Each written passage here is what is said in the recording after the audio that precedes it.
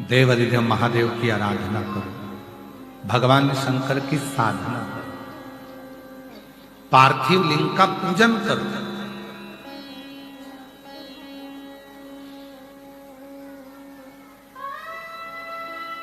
लोग कहते हैं गुरुजी पार्थिव पूजन का महत्व क्या केवल कलिकाल में है? नहीं, सत्ययुग में भी पार्थिव का पूजन होता था। मां पार्वती जी ने पार्थिव लिंग का पूजन करा, मां सती ने पार्थिव लिंग का पूजन करा।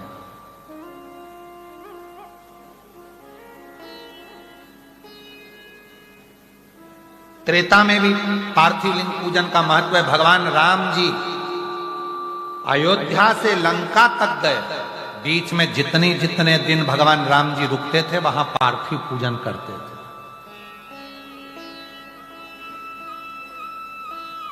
और द्वापर में भगवान कृष्ण पार्थिव पूजन करते थे। और कलयुग में आप पार्थिव पूजन करते हो, यही सबसे बड़ा। कोई ऐसा युग नहीं गया जिस युग में पार्थिव पूजन नहीं हुआ। सतयुग में हुआ, त्रेता युग में हुआ, द्वापर में हुआ। सतयुग में स्वयं मां जगतजननी जगदम्बा ने किया, फिर त्रेता में भगवान श्री राम जी ने करा, द्वापर में भगवान श्री कृष्ण ने करा, और कलयुग में आप सब पूरी दुनिया के लोग पार्थिव पूजन कर रहे हैं। ये शिव तत्व की प्रधान पार्थिव पूजन। पार्थिव पूजन से क्या मिल सकता है? तो पार्वती जी ने पार्थिव पूजन कर कर शंकर को अपना बना लिया, राम जी ने पार्थिव पूजन कर कर लंका को अपना बना लिया, भगवान कृष्ण ने पार्थिव पूजन कर कर अपनी रानियों को 16,108 रानियों के संतान की प्राप्ति कर ली। और संसार के लोग कलिकाल में अगर पार्थिव पूजन करते हैं तो पार्थिव पूजन करने से उनके मनवांछित फल की प्राप्ति होती ही है। करो पार्थिव पूजन। पार्थिव पूजन का बड़ा महत्व है।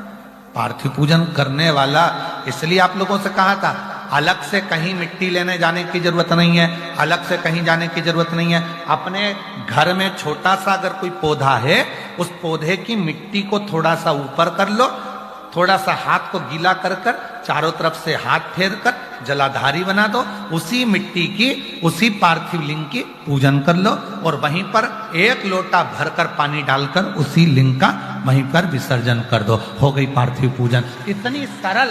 पार्थिव पूजन से बढ़कर और क्या होगा? इतनी सरल, इतनी सरल। बस वो पार्थिव पूजन वहीं की वहीं हो जाए।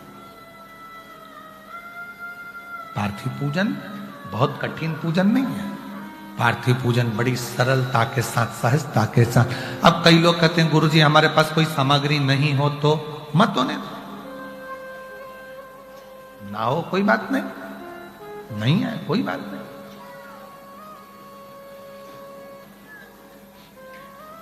कितना सुंदर कहा है तुमरुका जी।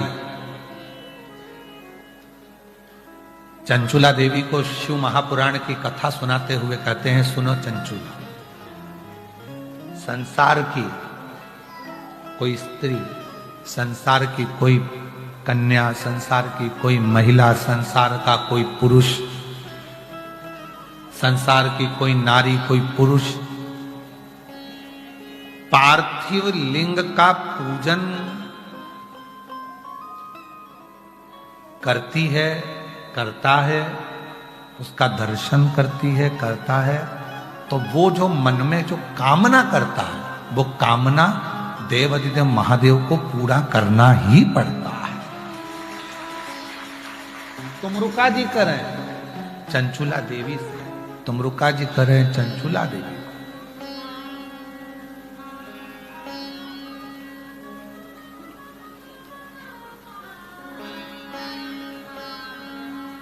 और बालू मिट्टी के बनाए भोलेनाथ, चढ़ाऊं लोटा जल भर के।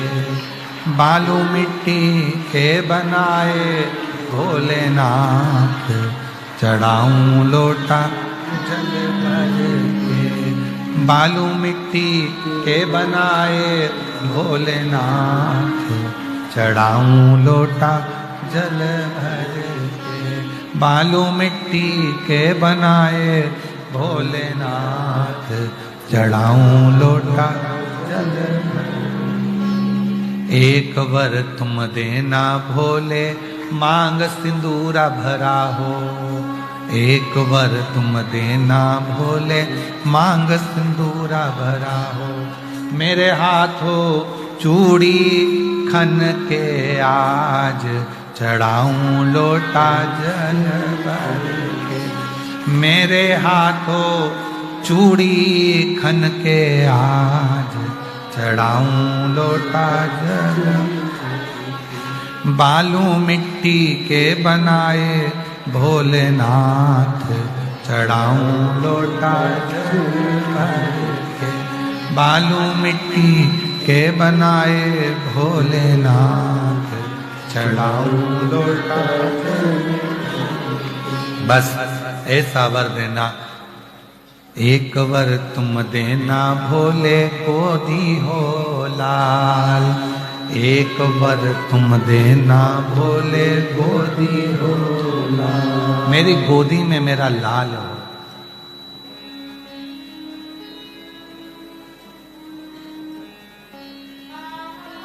पूरा परिवार पूजूं तुझे आज, हे बाबा ऐसी कृपा करना, पूरा परिवार पूरा कुटुंब तेरी आराधना, तेरी साधना, तेरी पूजन करे, सब परिवार।